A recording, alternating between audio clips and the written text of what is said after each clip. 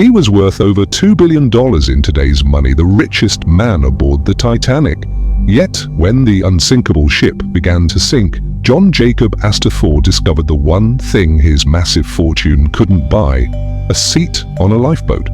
In 1912, John Jacob Astor IV was practically American royalty. A business magnate, real estate developer, and lieutenant colonel, he was the crown jewel of the Gilded Age. But he wasn't on the Titanic for business. He was there because he was running away from a scandal. Astor, aged 47, had recently divorced his first wife and married Madeleine Force, a socialite who was only 18 years old, younger than his own son.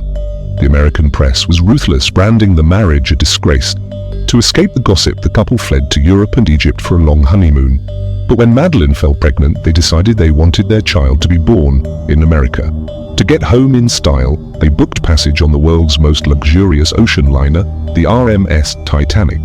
They boarded at Cherbourg, France, bringing with them a small fortune in luggage, a servant, a maid, a nurse, and Astor's beloved Airedale Terrier, Kitty.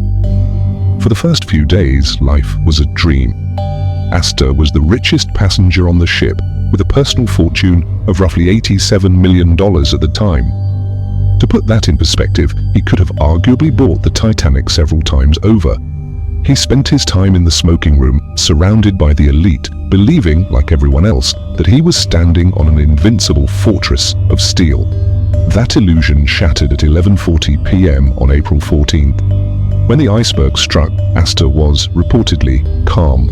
He was investigating the commotion but told his wife the damage wasn't serious. Witnesses say he even cut open a spare lifebelt with a penknife to show Madeleine the cork inside, trying to distract her from the rising panic.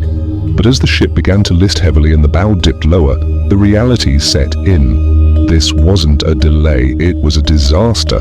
At around 1:45 a.m., the situation was dire. Astor helped his pregnant wife, along with her maid and nurse, into Lifeboat 4. He asked the second officer, Charles Lightoller, if he could join her to protect her in her delicate condition. Lightoller, adhering strictly to the women and children first rule, refused him entry until all the women were off the deck. This is the moment that defines Astor's legacy.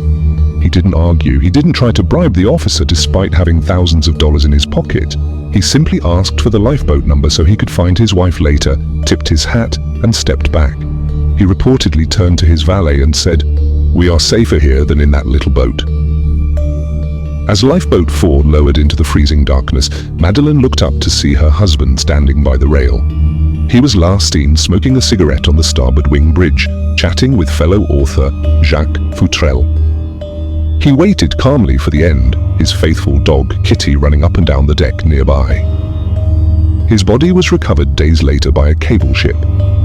The condition of the body suggested he might have been crushed by one of the ship's falling funnels. Even in death, his identity was unmistakable.